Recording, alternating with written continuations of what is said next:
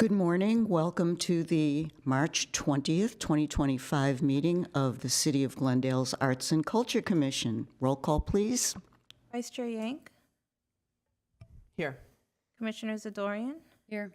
Commissioner Kazorian, Here. and Chairperson Vidor, Here. and Commissioner Tyan is absent. Agenda item 1, the agenda for the March 20th, 2025 regular meeting of the Glendale Arts and Culture Commission was posted on March 17th, 2025 on the bulletin board outside City Hall. Agenda item 2, consent items, minutes of the December 19th, 2024 regular Arts and Culture Commission meeting. Okay. Anybody have anything to say? Edits, corrections, additions? Can I have a motion to approve? I move to approve the minutes of the December 19, 2024 regular Arts and Culture Commission meeting. And I second. Roll call. Vice Chair Yang, Yes. Commissioner Zadorian, Yes. and Chairperson Vidor. Yes. Agenda item 3A, introductions and presentations. Lessa Kananiapua, Palaio Lozada, Director of Library Arts and Culture. All right, good morning, everyone. Good It morning. is lovely to be here in this new official permanent capacity now. I'm really excited to see where you all are going to take us over the next several years, as Jennifer will be presenting our work plan today and going over that. And I just want to say how thankful I am for the warm welcome I have received also. I feel like the arts and culture mixer that we had last week was a great kickoff, not just for me, but for all of us for kind of this new era. So thank you so much, and I'm looking forward to working with all of you. That's great. Welcome and congratulations, and wonderful to have you with us as our new leader. Yes. Welcome. Agenda item 3B, Library Arts and Culture events presented by Loretta Lopez, Program Coordinator.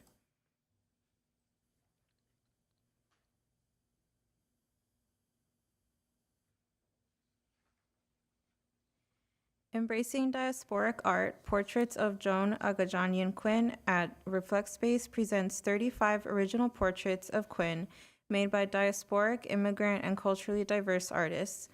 Selected from Quinn's personal art collection and archive of over 300 works, the exhibition highlights a distinct part of each artist's unique story and how they capture Quinn's vital and enduring presence. The exhibit will be on view from March 22nd through May 23rd, 2025. An opening reception will be held on Saturday, March 22nd from 6:30 to 8:30 p.m. For more information, please visit the link on the screen. Soft Surrealism by Mandy Pulasic is now on view at the Adams Square Mini Park gas station.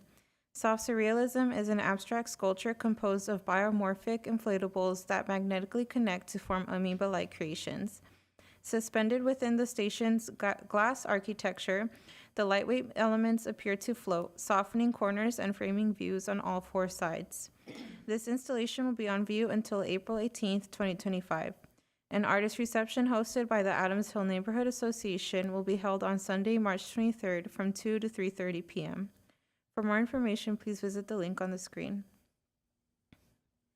Glendale Library Arts and Culture and Brown Library and Art Center present Perseverance, 20 Years of ThinkSpace in collaboration with ThinkSpace Projects, a Los Angeles-based gallery. Featuring over 70 artists, Perseverance celebrates the 20th anniversary of the gallery with a presentation of new works by local artists as well as site-specific murals. Perseverance will be on view until March 29th, 2025. For more information, please visit the link on the screen. Calling all writers, the Glendale Poet Laureate Program invites you for the next installment of our workshop reading series on Saturday, March 29th, 2025 from 11 a.m. to 2 p.m. Led by Glendale's Poet Laureate Rafi Joe Wartanian, will develop poems and explore craft alongside featured California Poet Laureate Lee Herrick and with musical guest Paul Sproul. For more information, please visit the link on the screen.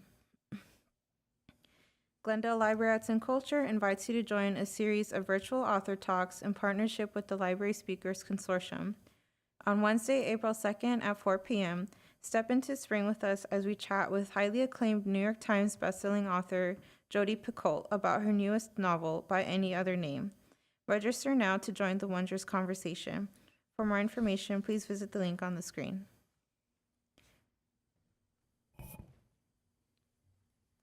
Thank you. Agenda item 4, written communications, there are none. Agenda item 5, oral communications, we do have one card. I have a card from Nikki Dukas, Antias Theater. Come on up. Nikki, Good morning, everyone. good morning. My name is Nikki Dukas. I'm the artistic director of the Antias Theater Company.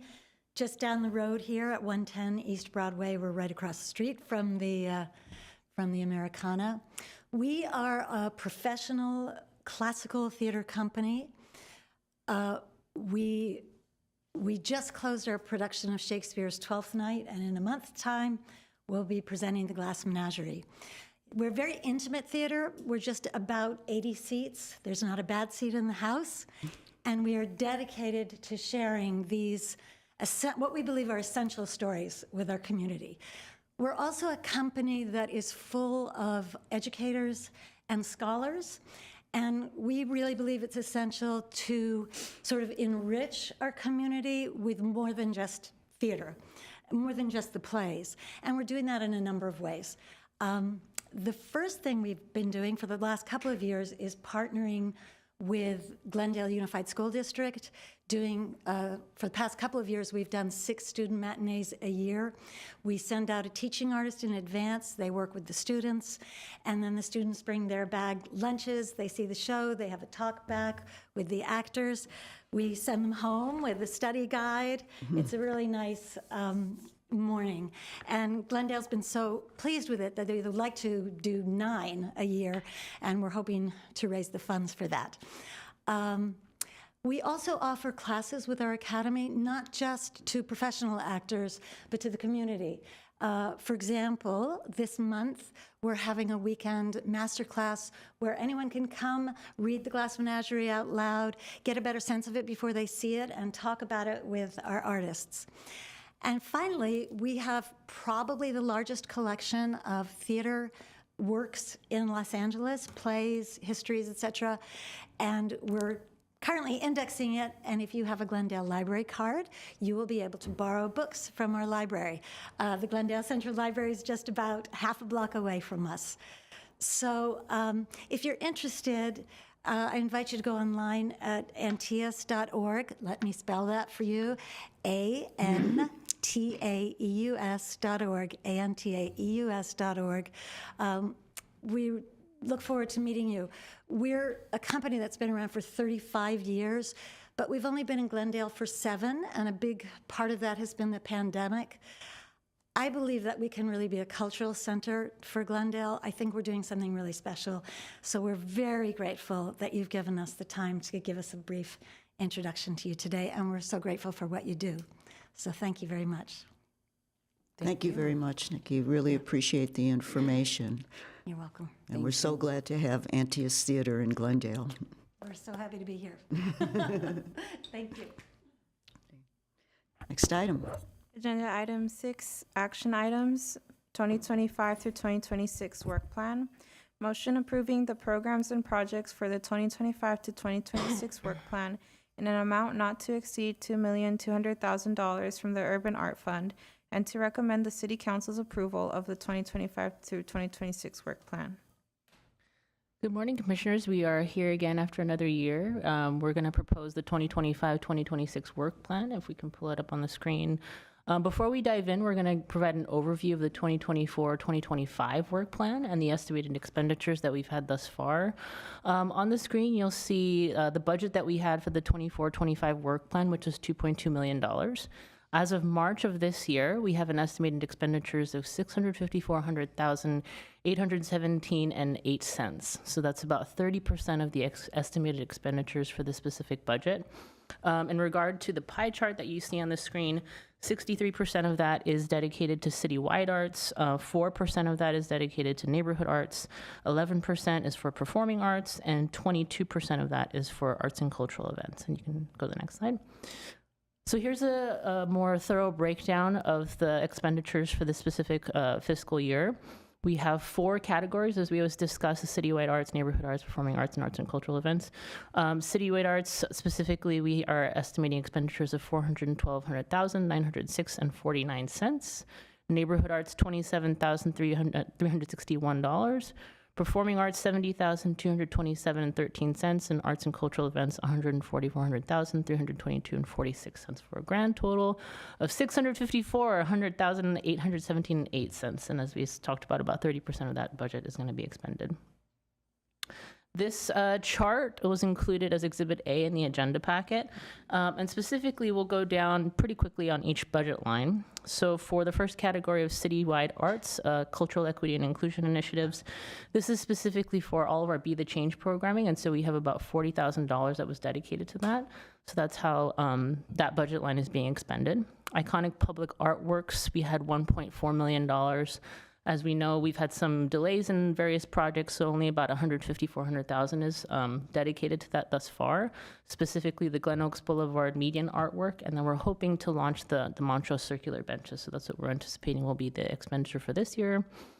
Consultants is specifically for LaBasse projects and the ACE agency and other various consultants that we've worked with this year. Storefront art program we have not launched this year. We don't anticipate that we'll be doing it for this fiscal year, which is through June of 25. And then the 10% contingency for iconic public art, we have not utilized any of that. So we have zero. So there's your 412 some odd dollars. For neighborhood arts, the Adams Mini Park gas station, we budgeted $18,000. We utilized we're going to utilize about $14,861 from that, which includes artist stipends and production stipends. And for the Beyond the Box program, we budgeted $15,000 and we utilized about $12,500 for that specific program for a total of $27,361. For performing arts, the Brand Summer Music Series, we budgeted $50,000. We used $47,689.63, which was in budget. Jewel City Concert Series, similarly, we budgeted $25,000. We came in at $22,537.50 for a total of $70,227.13. Arts and cultural events, these are the two that I want to highlight as we talk about the next work plan budget. So for community arts and cultural events, we budgeted $90,000 and we spent $121,822.46. So we did go over budget in this specific category, and that was mainly due to the Getty PST and the Blended Worlds in support of that particular exhibit that happened this year. We originally thought that a lot of that funding would come from the previous year, and it ended up rolling over to this fiscal year, which is totally fine because we're under budget anyway, but that's the reason for the overture. For sponsorships, we originally budgeted $17,000 and we went over a little bit, which is $22,500. And that was due to more organizations in Glendale reaching out to the Arts and Culture Commission for requests for sponsorships. So specifically for this budget, we have $144,322.46 for the grand total, like we mentioned before, of about $654,000. So for the upcoming fiscal year 25-26 work plan, we are also recommending a $2.2 million budget. Specifically in regard to the pie chart, I think it's 86% we're dedicating to citywide arts, 2% is to neighborhood arts, 9% is to performing arts, and 3% is to arts and cultural events. So we're going to go down the line for each specific budget line item. Specifically for the first category of citywide arts, we have A, which is an arts and culture grant program. So this is kind of what we were talking about earlier. We had a lot more arts and culture organizations in the city of Glendale who are requesting support for their events. It was also recommended by City Council and the Arts and Culture Commission to establish a grant program. So that is something that we're definitely hoping to launch fall of this year, depending on how quickly we can launch that. So the Arts and Culture Grant Program, we are holding $100,000 for that. If we're not able to launch it, then we would move forward with sponsorships. So at least we are continuing to support arts and culture organizations, but it's not a both. I wanted to make that clear. It's not a grant program and a sponsorship program. It would be one. That's why it's or sponsorships. For Be the Change programming, we would like to recommend, again, supporting $40,000 for the programming of these initiatives. Contractual services would be $100,000, which would include LaBasse projects and the ACE agency and various consultants that we work with. Exhibit curator stipends, $24,000. This is something that we have talked about with the commission specifically for the Brand Library Gallery. There are 4 exhibits that happen per year at the Brand Library. One of them is the Works on Paper, which is sponsored by the Brand Associates, so we wouldn't be supporting that. But it's approximately $8,000 for each exhibit, so 3 total would be $24,000. And that exhibit curator stipend would really support not only the curator's time, but any materials and support that would have to go with the launching of the exhibit to make it a more elevated experience for constituents. The Glendale Poet Laureate Program was previously funded from the City Council's General Fund. And due to the success of the program, we really think we'd want the commission to support that. It's been a really vital program within the community, and it'd be great to continue the programming for that for $16,000. Public art commissions, as I mentioned before, we're hoping to actually launch some of these public art projects this year. So we have reserved $1 million, about $1 million-ish to the commissioning of public art. We had also mentioned previously that we wanted to get into the habit of establishing a budget line item for maintenance and conservation. So that's the $55,000 that's reserved in there. We are also due for a public art master plan. I think the last time we did a public art master plan was in 2017, so it's been recommended that we have that conversation again and start that process as far as establishing a cultural arts vision for the city. So that's what that budget line of $200,000 is for. And a 10% contingency, as always, in case of things that might come up or last minute things that we didn't anticipate for public art commissions. So that's $100,000. So that's $1.9 million specifically for citywide arts, that category. Neighborhood arts, it's very similar as last year. We're recommending $18,000 for about 7 exhibits per year at the Adams Square Mini Park gas station. And the Beyond the Box program is $15,000 for a total of $33,000 for neighborhood arts. And performing arts, we are recommending this budget, specifically the Alex Theater's 100th birthday celebration. This would be one-time funding. I just want to be clear. That is specifically for the 100th birthday of the Alex Theater. This would include concerts and or film screenings that would support that programming for the specific year. So that's a request of $100,000. And similarly with the Brand Summer Music Series, $55,000 for 8 concerts. That went up a little bit because we did want to pay artists a cost of living increase. So that has gone up about a few $1,000s based on adding about $200 per show to support the artists. And similarly with the Jewel City Concert Series, we are paying artists more for the cost of living. So that went up to about $25,000 for a grand total of $195,000.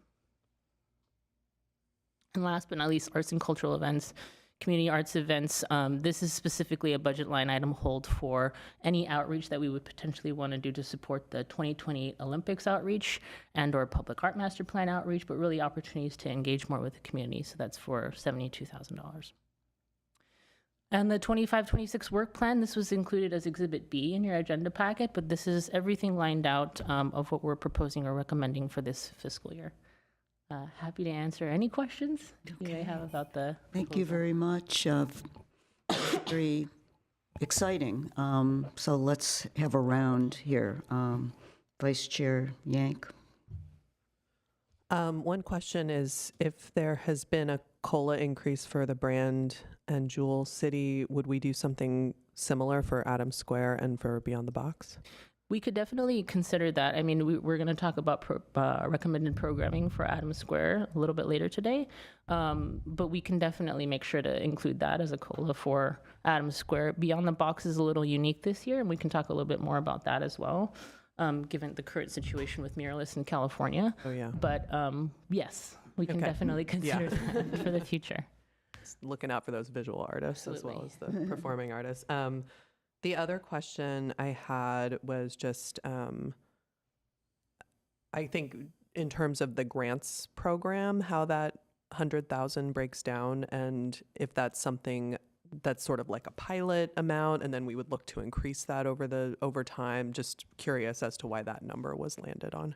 Yeah, I think originally we had talked about potentially having 10 organizations receive $10,000 each within the city of Glendale. So it was just a round number. We could always increase that, or we can, utilize the budget differently. But I think that to launch this initial pilot program, that was the recommendation that we had. Commissioner. I have a few questions. So first question is for the $200,000 that is being budgeted for the master plan. What does that encompass? Because I think I came on either when it was being done or right after. I can't remember, and I just want to know what is the cost going towards for a master plan? Yeah, I think it was originally launched in 2017, so maybe only Chairperson Vidor was here. That was work that we had done with the organization called CARS and Barbara Goldstein, and that was a thorough process where the consultants did outreach to the community. They went to different various events and asked, what is public art? And we're really invested in wanting to get community support. Yeah. They also hosted focus groups, did individual interviews, met with stakeholders, and then I think Barbara Goldstein took that information and created a master plan. Yeah. Usually master plans are about 5 to 10 years, so we're due for a master plan to discuss it. What's the next vision for Glendale? Because I think the original plan was great, and I think we're coming to a new era of what we want to do in the city.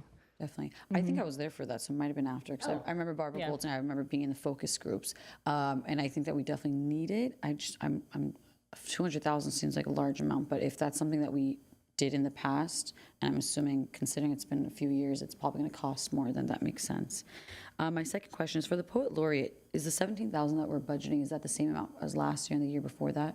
It was 16,000. So Yeah, we're not increasing it at all? we were not planning to, but Okay. if the commission would like to, of course, it's your decision. Okay.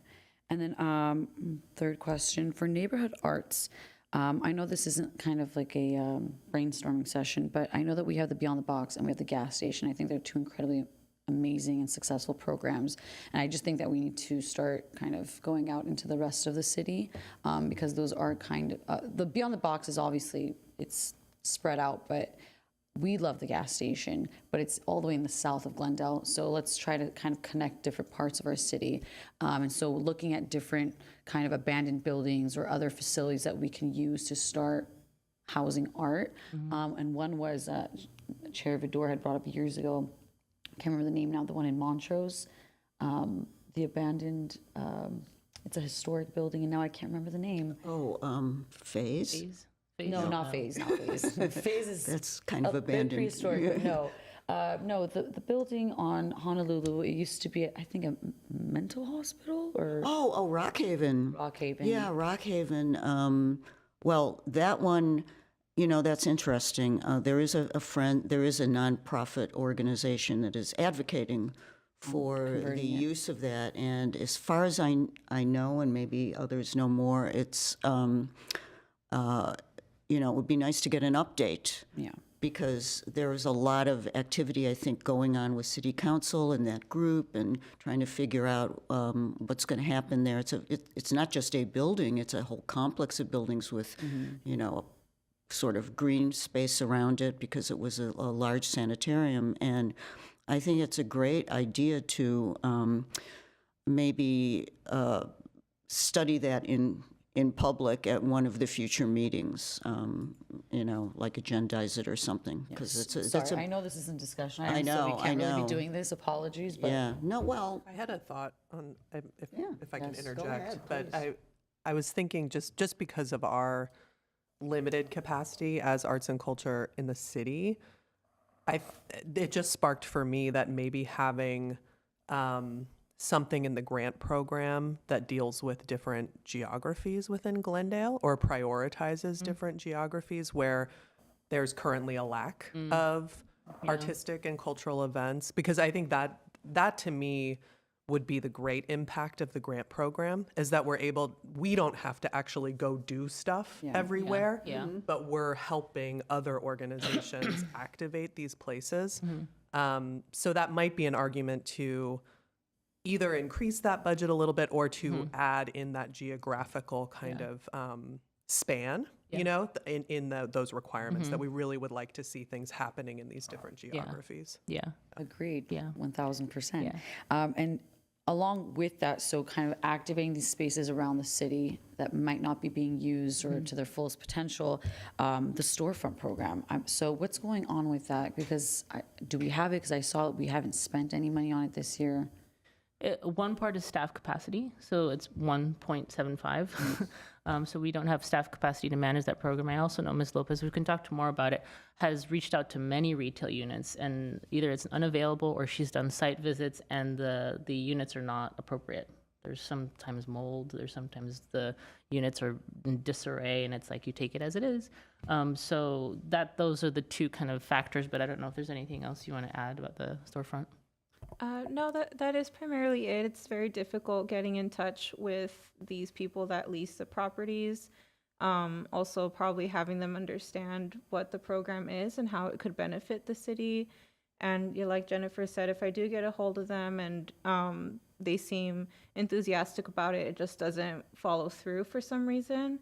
So yeah, it's probably something we could talk about revisiting at a later point.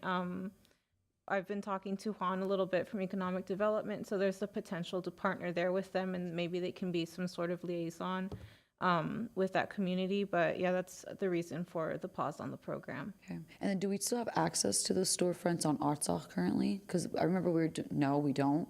They're fully leased out. Wow. Okay, that's unfortunate, but I understand. Okay, then that's something we can definitely come back to and brainstorm further. And then my last note, I was going to bring it up, and I'm so happy to see that it's on here, is the Alex Theater's 100th birthday celebration. And I see that it's been budgeted, and I'm very happy about that. So that is all from me currently. Thank you very much. I have a quick Thank you for comment your too. comments.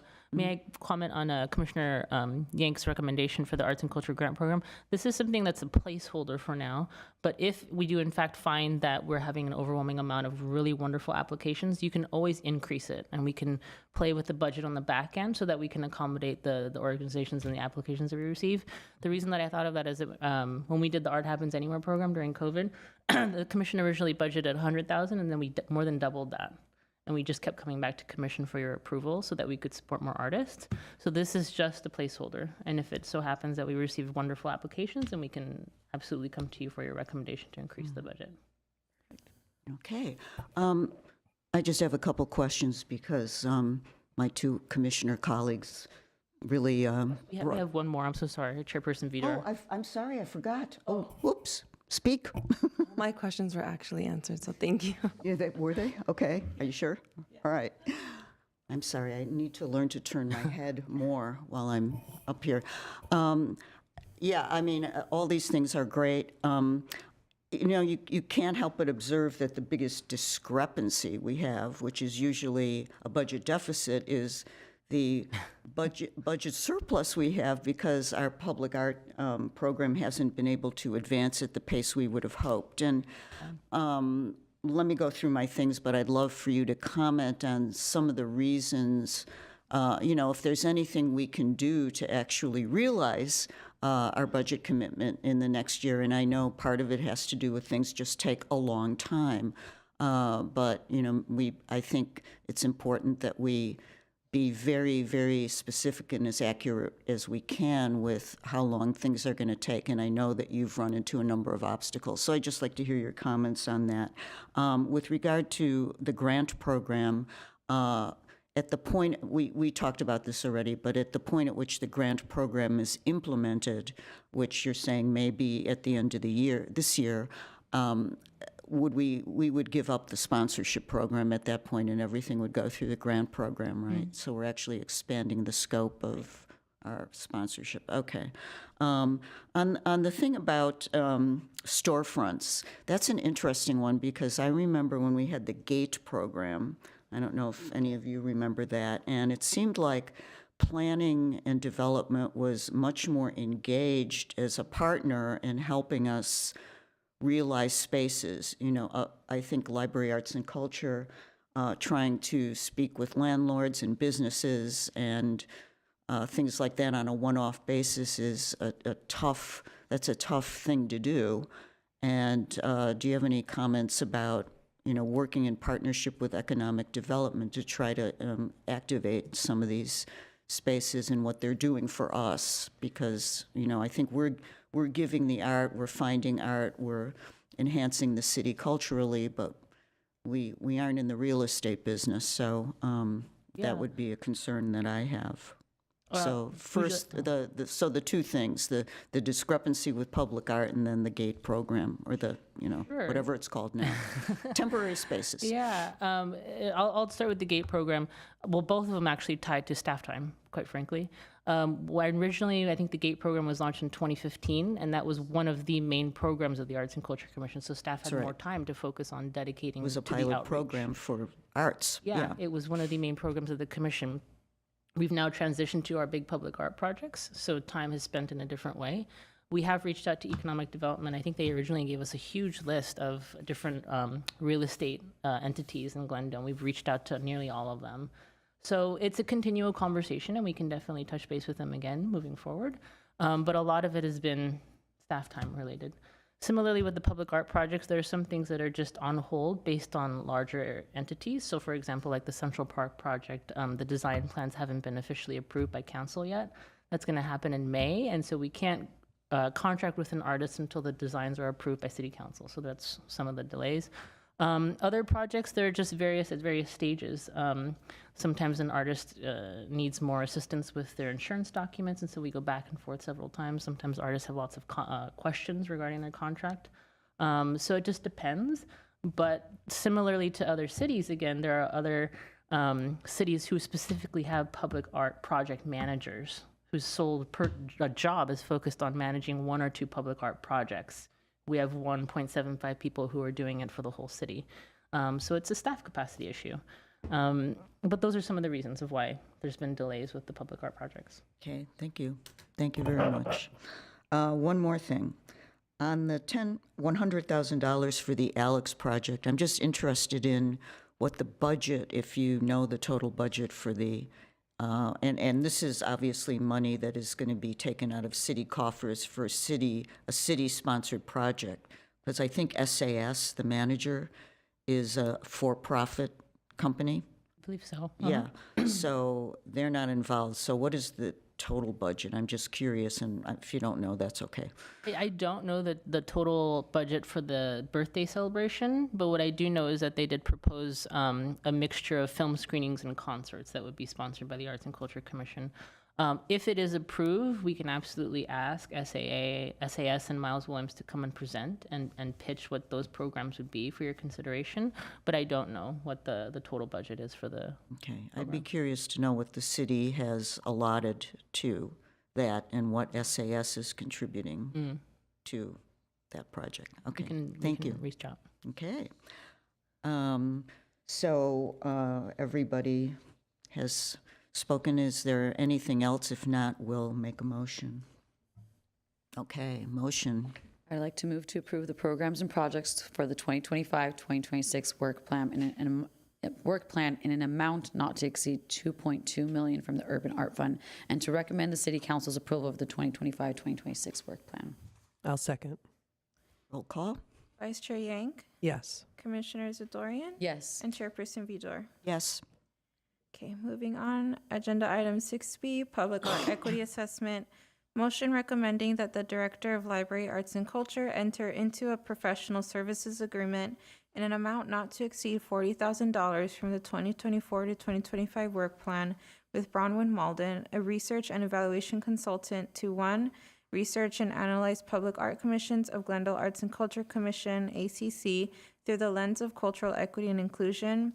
2, develop a survey instrument to be shared with former and current artists working with the ACC to assess the representation of artists and artworks. And 3, provide recommendations to enhance equitable representation of artists and artworks in the city of Glendale. Commissioners, I think it was about last year at this time where we talked about the importance of a public art equity assessment, specifically wanting to ensure that the commission and that the city is commissioning and supporting artists that are reflective of the city of Glendale. So this is something that we had talked about as one of our goals for the next year. Following that, in the past couple months, staff did meet with Bronwyn Malden, who's a research and evaluation consultant, and Ms. Malden did include the Exhibit A scope of work that would be the items that she would produce and focus on during this initial focus on the public art equity assessment. So I wanted to just briefly read Ms. Malden's biography so that you have an idea of who she is. So Bronwyn Malden is a research, evaluation, and writing consultant based in Glendale, California. Her consulting clients have included the Annie E. Casey Foundation, Port Jobs, American Friends Service Committee, Latino Coalition, and Pinnacle Resources. Since 2013, she has been the Director of Research and Evaluation for the Los Angeles County Department of Arts and Culture. Prior to government service, she was a Senior Research Analyst at First 5 LA and the Director of Research and Policy at the Farm Worker Institute in Education and Leadership Development field. She has also taught research methods as adjunct faculty in the Arts Administration Master's Program at Claremont Graduate University. A Glendale resident, Bronwyn has been a member of the Monterey Eco Community Garden since its founding in 2009 and has served as a gardening steering committee. She hikes regularly in the Verdugo Hills and surrounding mountains and bicycles the streets of Glendale as often as she can. So she is a fantastic resource that we could potentially work with, Glendale resident, and we highly recommend the opportunity to work with her, as I think it would be a great opportunity to really finally assess if we're reflecting the diversity of our community. Okay, thank you. Commissioner Yank?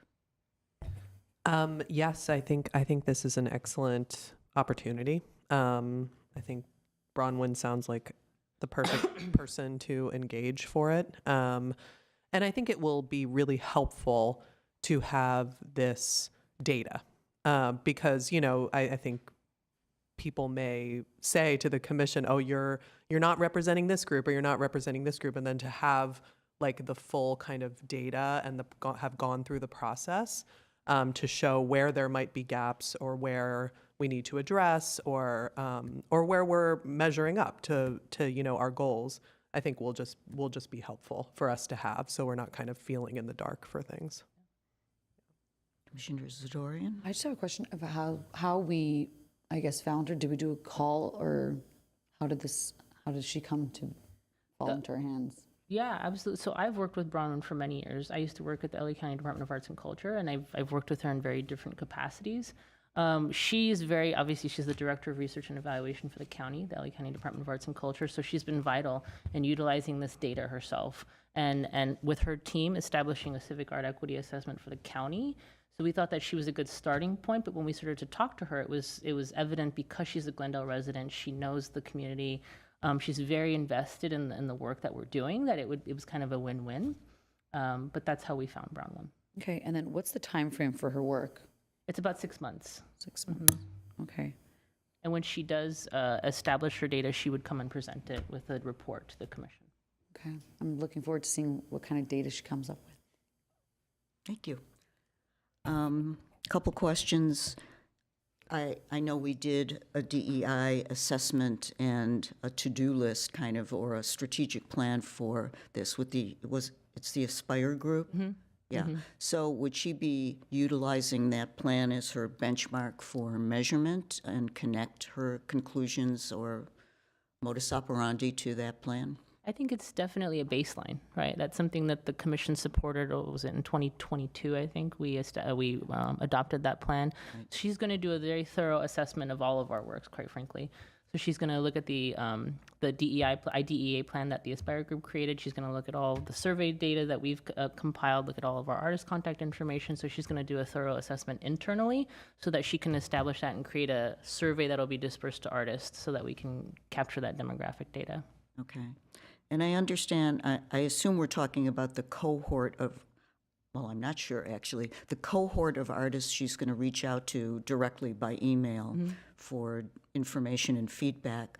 Is this the public art calls, iconic public art and the different programs we sponsored, or does it include the vast array of everything like, the curated artists that are, reflect space and brand and other things like that? I mean, that's a really good point. We're going to start with the artworks that the commission has curated. So we have data from 2004 that we were going to not share with Bronwyn, but the data that we have on our artists that we've commissioned. But we can definitely consider that and see if we can incorporate the Reflect Space and Brand Library Gallery artists.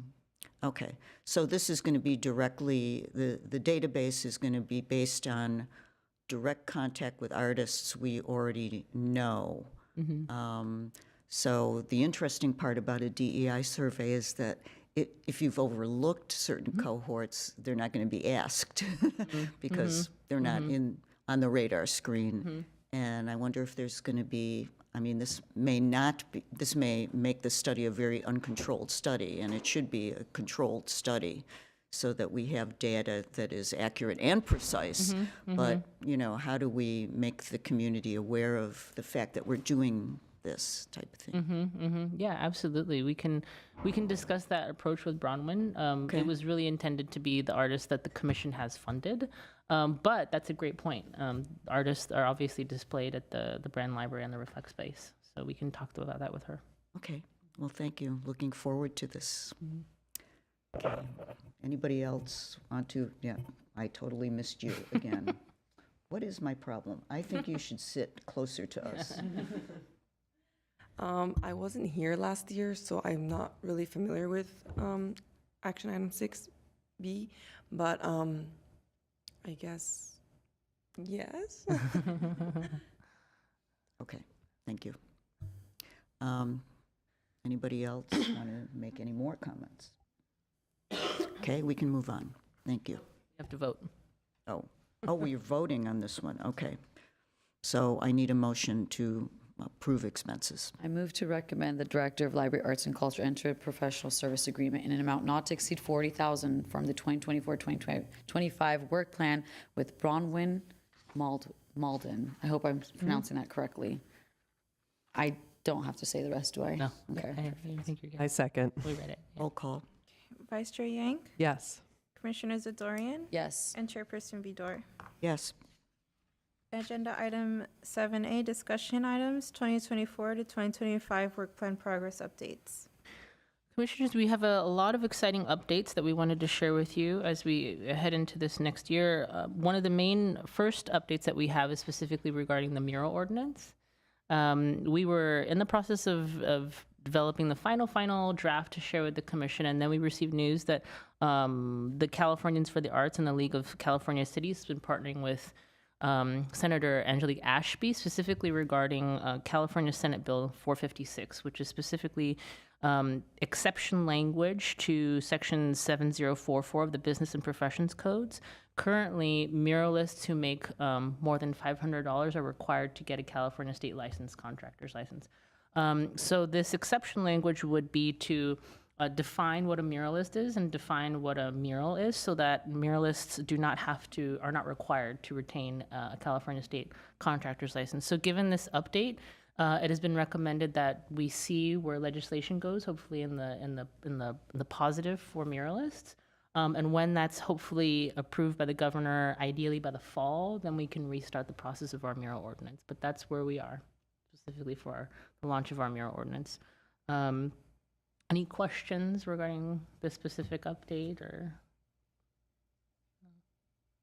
Okay. Sorry. How far along is the ordinance process? And I'm just wondering, does it make sense for us to have something ready to go? So, if and hopefully when this legislation passes, we can kind of move swiftly on it. Yeah, we were very close to a final, which was kind of a punch in the gut in a way that this happened simultaneously, but we're very, very close. So I feel confident that when we're ready, we will be ready to launch. Okay. Commissioner Zadorian, you have any comments? I have no comments. Okay. Great. Or Kazorian? I have no comments. Okay. I agree with Commissioner Yank. I think I've been reading a little bit about this, and it seems like it's a very kind of draconian response to something that the resolution of seems pretty well laid out. Like there's already a move afoot to get legislation changed so that muralists can perform as they always have, and that the chances of this being approved by our legislature is pretty high. So I would love to support the idea that we go ahead and issue our ordinance and even get it approved by City Council, because that's a long road from the time we review the final until it goes up the chain. And then, if it has to be tweaked in any way, which doesn't seem like it would be, we can do that. But I think that is that is that freeze an order from anybody, or is it just kind of a concerted decision that everybody's made to wait? Because I think don't wait. It's definitely cautionary. We are part of the Public Art Coalition of Southern California, and all cities, quite frankly, are taking a pause on murals because of this legislation. So because all cities in California are wanting to see where this legislation moves forward, it has just been a recommendation to take a pause so that there's a united front in support of this bill. In April, there's going to be the California Arts and Culture Summit that Loretto and I will be attending in support of this specific legislation. And we're going to be meeting with our state senators to support this legislation. So that has just been the general consensus amongst California cities, is to take a pause and let's really focus all of our energy on supporting the advocacy for this specific bill. But that's just the general consensus amongst California cities, has been to take a pause until we see where legislation goes. Okay. Thank you. Our next update is for the Adams Cerrone Park gas station.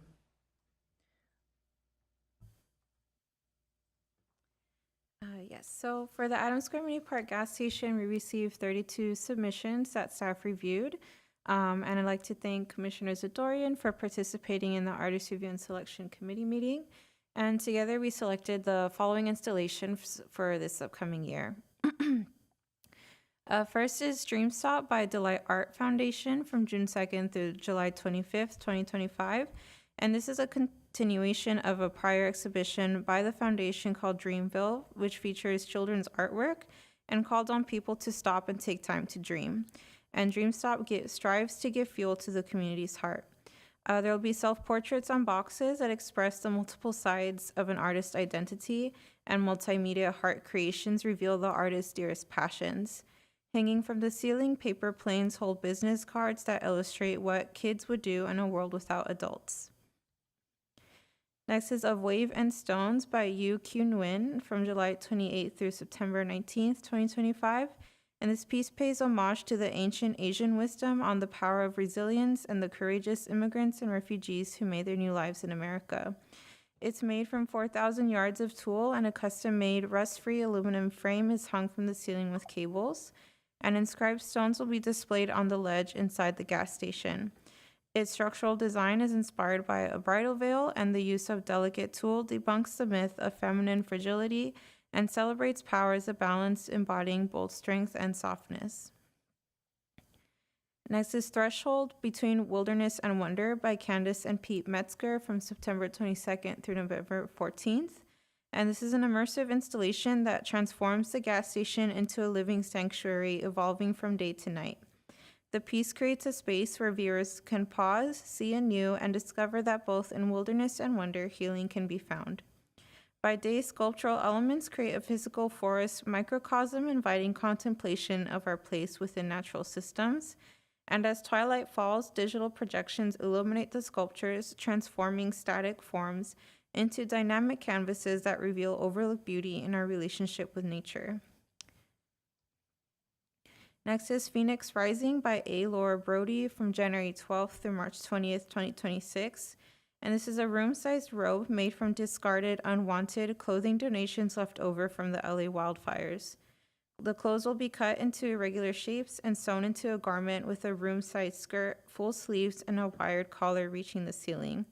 The phoenix is a symbol of rebirth from fire, and that is a hope for Southern California and around the country, that we may rise after destruction and shine anew.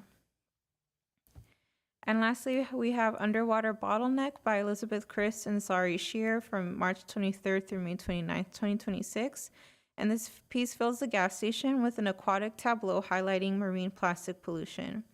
Overhead, a swirl of fish, jellyfish, and kelp-like forms made from repurposed plastics will be suspended. And below, a coral reef and glowing foam-like mounds of milk jugs form a 4-foot-high seabed, symbolizing resilience and vulnerability. Interspersed at eye level, etched glass bottles offer messages calling for action, inspiring reflections, dialogue, and community connection to tackle marine plastic pollution. Many lights will illuminate the reef, and an aurora projector lights the ceiling at night. Yeah, overall, we look forward to these recommendations and feel that they all have something different to offer to the community. Thank you very much, and thank you, Commissioner Zadorian, for helping to curate such an interesting and spectacular-looking group of art installations. Anyone? Okay. I did want to add our current exhibit is getting a lot of press, which is great. There was an LAist article, LA Daily News article, and then someone is coming from the Pasadena Daily News on Sunday doing their artist reception to interview Mandy. So it's been getting a lot of great press. It's fantastic. Next item. Yeah, next we'll talk about recommendations for the performance series. And we received 189 submissions that staff reviewed, and I'd like to thank Chairperson Vidor for participating in the Artist Review and Selection Committee meeting. And together, we selected these following recommendations. First, for the Brown Summer Music Series, we'll have Jessica Fichot, who proposes a performance called From Paris to Shanghai. It's inspired by her multi-ethnic French, Chinese, and American heritage, and it's a fun and captivating musical journey blending French chanson, Shanghai jazz, and international folk. Accompanied by her accordion, toy piano, and a fiery jazz band, Jessica engages audiences of all ages with multilingual call and response songs, clap-along original tunes, and crowd-pleasing classics sung in French, Mandarin Chinese, Spanish, and English. The Ara Dambanjian Quartet is best known for founding the LA-based Armenian folk ensemble Element Band. Their performance will be an instrumental set embodying world music, and genres will include Armenian traditional music, tango, and gypsy jazz. Ted Falcon and the Forrozeiros performs forró, a style of music and dance from the northeast region of Brazil. The folkloric instrumentation of the music features accordion, vocals, triangle, and sambumba, and the group includes bass and violin. Ted Falcon and the Forrozeiros plays the music of Luis Gonzaga, Jackson do Pandeiro, Dominguinos, and other forró greats. Zosimo's performance will be a showcase of their original Tagalog indie pop rock songs, including a mini set from their rock opera Liwanag, about the Philippine Revolution against Spain and the ensuing American colonization. Besides being an indie pop rock show, it's also a cultural and historical experience, not just for Filipino Americans and immigrants, but for everyone who believes in the power of inclusivity and diversity. English translation of the songs will be provided. The Katja Reicherman Group features a professional saxophonist that has worked and toured with many artists like Sir Rod Stewart, Lady Gaga, Mary J. Blige, and more. The performance will consist of 5 members performing jazz fusion. Rose's Pawn Shop makes Americana folk rock music inflected with the vibrant energy of their hometown in LA, interwoven with strains of old-time Appalachian folk, country, and bluegrass, and infused with poetic lyrics gleaned from hard lessons learned and years on the road. The band delivers folk rock strains of banjo, fiddle, and 4-part vocal harmonies with electric guitar, stand-up bass, and percussion. Cuarteto Nuevo merges Western classical, Eastern European folk, Latin, and jazz.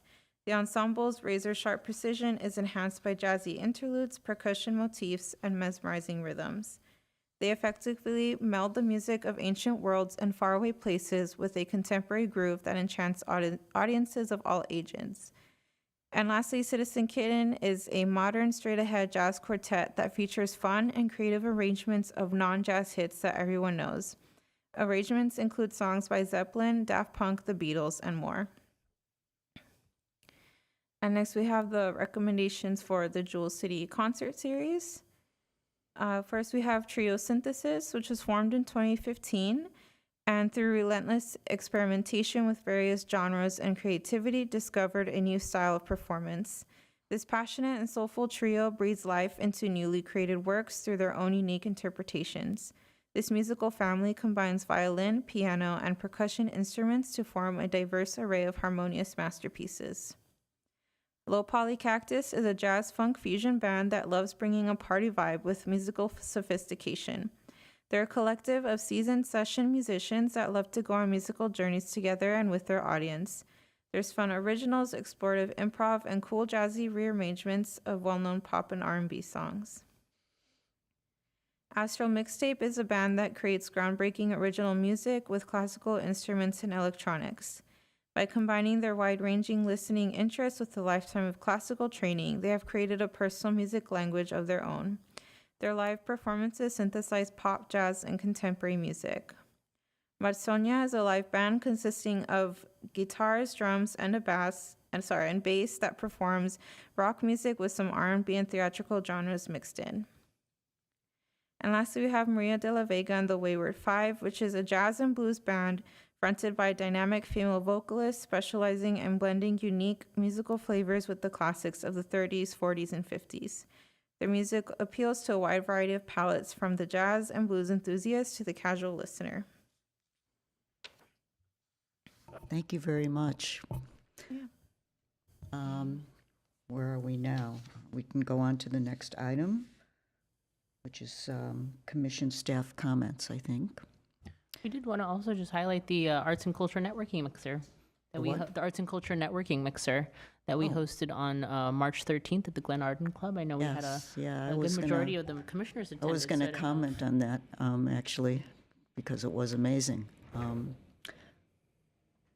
Commissioner Yank, comments? Are we in comments now? Sure, we can comment on this first. Yeah, I had a really good time at the mixer. Thank you so much to the staff and team for putting that on. It was just really nice to like meet people in our arts community and have that community be celebrated all together. So thank you. Yeah, I want to say I had a really nice time and I met amazing people, and thank you so much to the staff who, contributed to making this happen. Yeah, it looks fantastic. I'm happy it was a success. Sorry to have missed it. Hope it happens again. It was so great and such an unexpectedly enthusiastic crowd that, I think it made everybody feel really good. Is this going to happen again? Our hope, we had about 60 people that were in attendance, which is a great first start. We definitely want to continue to do it, maybe annually, again, based on staff capacity, but for sure want to do it again. Okay, thank you. Any other comments or anything else anybody has? I would like to propose an agenda item for maybe next meeting or whenever it's possible to do it, and that would be to have another update either by Public Works or just you checking in and updating us on the status of the ArtSoc redesign and the impact that's going to have on the fate of the two pieces that are proposed there. Thank you. Okay. Well, thank you all. Do I need to second that? Yeah, we do I need would to second that. Okay. Agenda item seconded. Okay, thank you. I think we're at the very end now, and we can adjourn the meeting, so.